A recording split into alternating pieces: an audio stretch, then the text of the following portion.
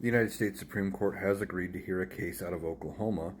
Now, this is about a private charter school that was going to be a Catholic charter school that was going to be completely funded or mostly funded by state money. Um, and they wanted to make, I think it was an online school option, but uh, basically a public Catholic school, but it was going to be a charter school. And like I said, funded with public taxpayer dollars. Now, there were some issues early on with application, things like that. It was initially denied, ended up getting approved, and then this thing ended up in front of the Oklahoma State Supreme Court, and they said no, violation of church and state, unconstitutional.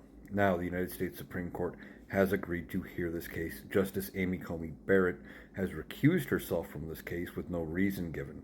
So it would be decided on an 8 justice vote.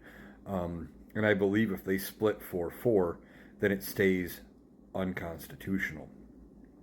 So we will see how this rules. Supreme Court has historically said, and they have historically sided with the separation of church and state, saying this violates the Establishment Clause, especially when it comes to things like prayer in school, forced Bible readings, things like that, the Ten Commandments being posted in school. Now we would see how this court would rule on it, of course.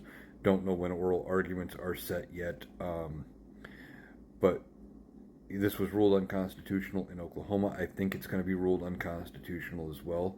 And it would be a good sign as to which way this court is going to rule on a bunch of other issues. But I don't see any way that they can approve this without violating the First Amendment.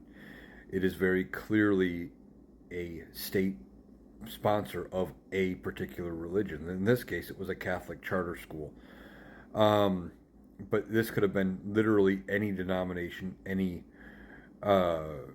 religion. But I wonder how the people who are supporting this would have felt if instead of being a Catholic school, if it was a Muslim school or if it was Hindu or whichever other religion you choose, they would probably be on the side of it needs to go in siding with separation of church and state.